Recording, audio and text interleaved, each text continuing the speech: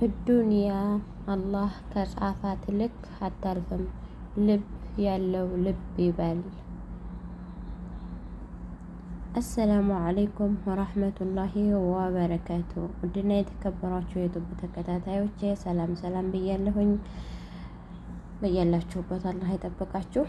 የዱንያ ታሪክ አላህ ከጻፈልኝ ውጭ ብጓጓለትም ባልጓጓለትም የትም አያመልጠኝም።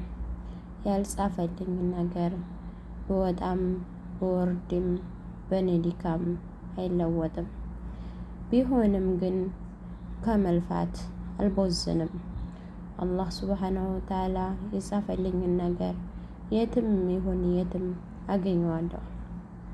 በመካከላችን ያለ ርቀት አይደግመውም።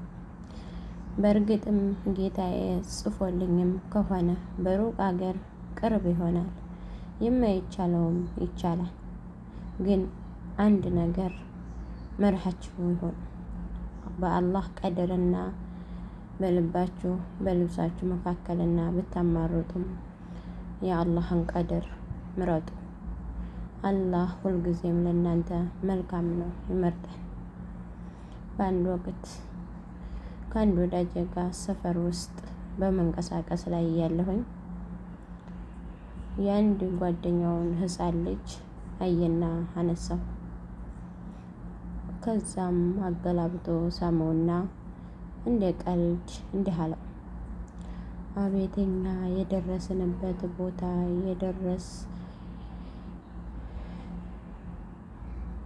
ኬጂ የሚባል አለ፣ ኤሌመንታሪ፣ ተዛ ሃይስኩል፣ ከዛ ዩኒቨርሲቲ፣ ተዛ ስራ ፍለጋ፣ ተዛ ትዳር ፍለጋ እያለ ብዙ ቆጠረለት።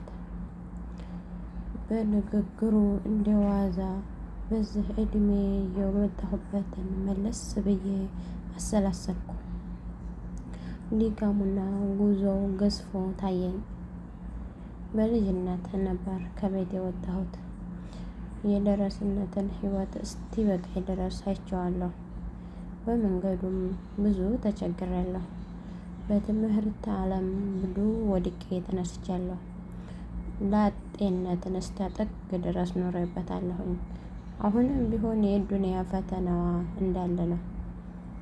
እርግጥ ነው የኔ ህይወት ከሌላ ህይወት ከሰው ልጅ የተለየ ህይወት ነው ብዬ አላስብም። ዱንያ ሌሎችን አፈር እንዳበላችሁ ሁሉ እኔንም አፈር ደጅ አስበልታ አሳልፋኛለች።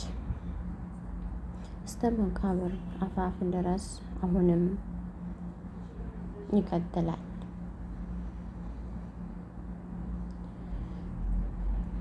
አሁንም እስከ ዱንያ ግርፊያ ድረስ ይቀጥላል። ሁሌም መልሳት፣ ሁሌም አሁንም መርሳት የሌለብን ነገር አሁንም እናስታውስ። አሁንም ቢሆን ዱንያ ከምታስቡት በላይ አሁንም የድካም ሀገር ናት።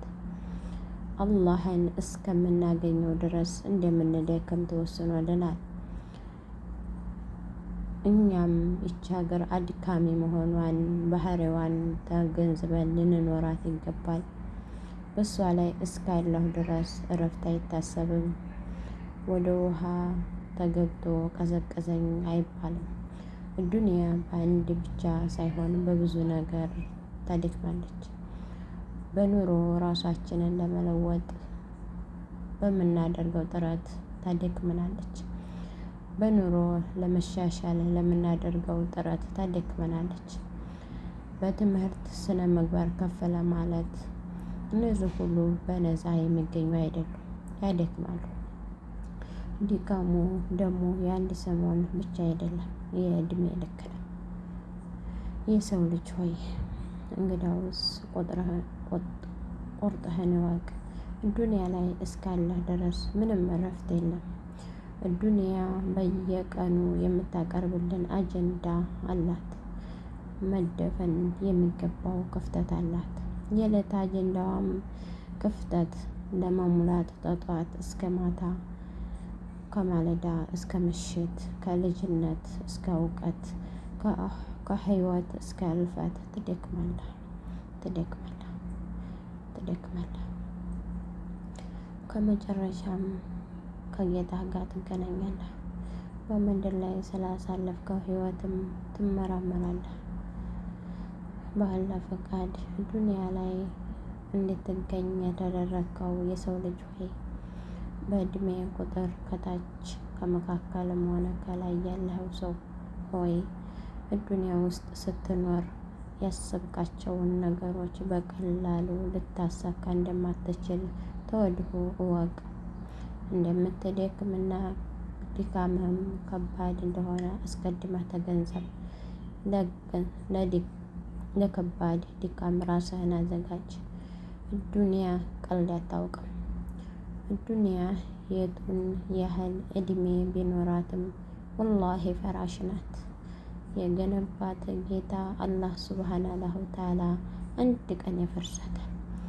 እሷም እንደ ሰው ልጅ ሁሉ የተወሰነ እድሜ ያላት። ባህር ወድቀን አንድ የዛፍ ስር የወደቀ ሰው መቀዝቀዝ የፈለገ ዛፉን ትቶት እንደሚሄደው ሁሉ እኛም ዱንያን ትተናት እንሄዳለን። እንደመጣነው ሁሉ ትተናት እንሄዳለን።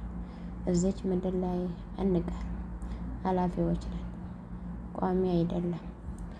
አልፎ ሀጂ የሆነ ሰው ደግሞ ስለ እሷ እምብዛም መጨነቅ የለበትም። የሚጨነቅ ካለ እርግጥ ሞኝ ሰው ነው። ይህ ነው የዱንያ ምልክት። የአላህ መልእክተኛ ዓለይሂ ወሰላም ዱንያ አላህ ሱብሓነሁ ወተዓላ ጋር ምንም ዋጋ እንደሌላት የትንኝ ክንፍ ያህል እንኳ ዋጋ የላትም ብለዋል። ትመዘን ቢባል ምንም አትመዝንም። ምንም ዋጋ የላትም ሲባል ለምድራዊ ዋጋችሁ ቦታ አትስጡ ሲባል ለዋጋችሁ ያህል ነው ለሷ መስጠት ያለባችሁ። በሷ ውስጥ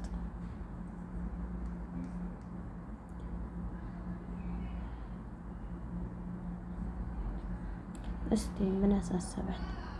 ዱንያ እንዲህ ናት። በሷ ላይ በምናሳልፈው አጭር እድሜ ነገራችንና መንገዳችን ሁሉ ቀድሞ ተከትቧል። ገና ስንፈጠር ስራችን፣ ሲሳያችን፣ የምድራዊ እድሜያችን፣ ሁሉ ነገራችን፣ የድህነታችን፣ የእሳታችን ሁሉም ተጽፏል።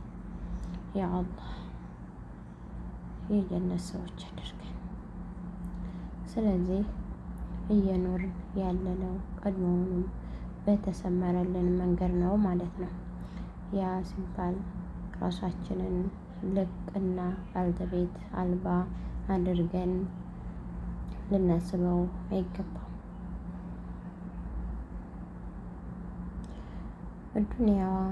ዱንያ ፈተናዋ አያልቅም፣ መንገዷም አያልቅም። በዋዛ ፈዛዛ እንደዘፈቀደ እንኖር ማለት አይቻልም። በተቻለን መጠን በጎ ነገር ፍለጋ መልካም ስራ ላይ ማተኮር ይኖርብናል። እድላችንና እጣ ፈንታችን አላሁ ሱብሓነሁ ወተዓላ እጅ ነው። ሰዎች በእኛ ላይ ማድረግ የሚችሉት ትልቁ ነገር አላህ የጻፈልንን ወይንም የጻፈንልን መፈጸም ብቻ ነው።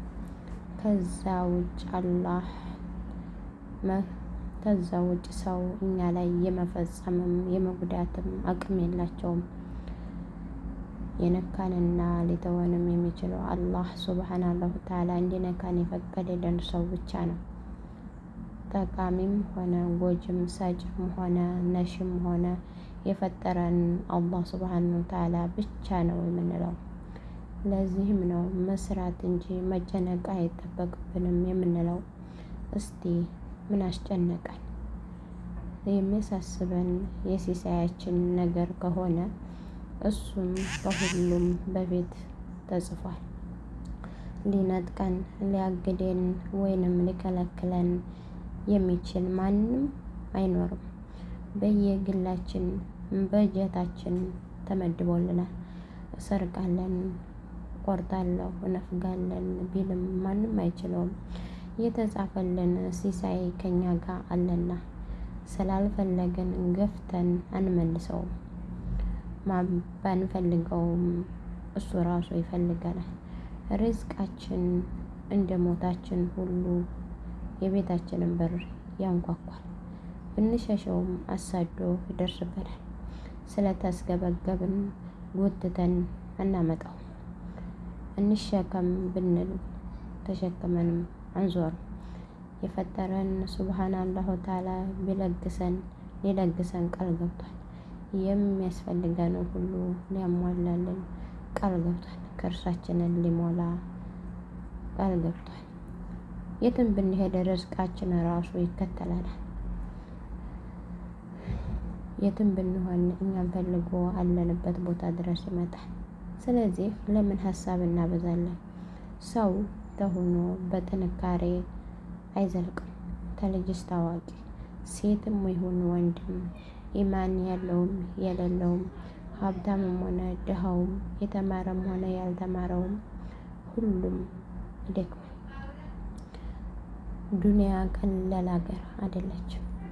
ጀነት ገባ ወይም ጀነት ይገባል ተብሎ በነቢያችን ረሱል ዐለይሂ ወሰለም የተመሰከረለት ሰው እንኳ ቀጥ ባለ እንኳን መስመር ተጉዞ አይደለም ለጀነት የሆነው።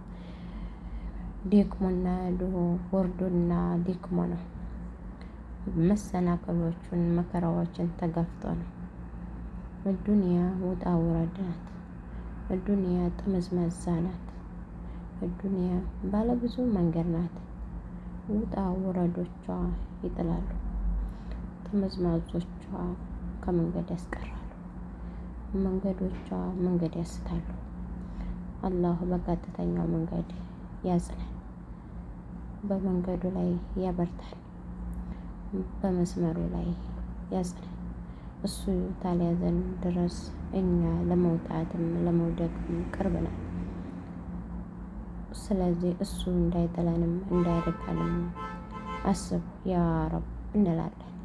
ሁለመናዬን ሲበርደኝ፣ ባዶነት ሲሰማኝ፣ ብቸኛ ሲወርሰኝ፣ ሲደክመኝና ሲከፋኝ ከማንም በላይ መጠጊያ የምፈልገው የነፍሴ አምላክ ወደ ሆነው አላህ ሱብሃነሁ ወተዓላ ነው።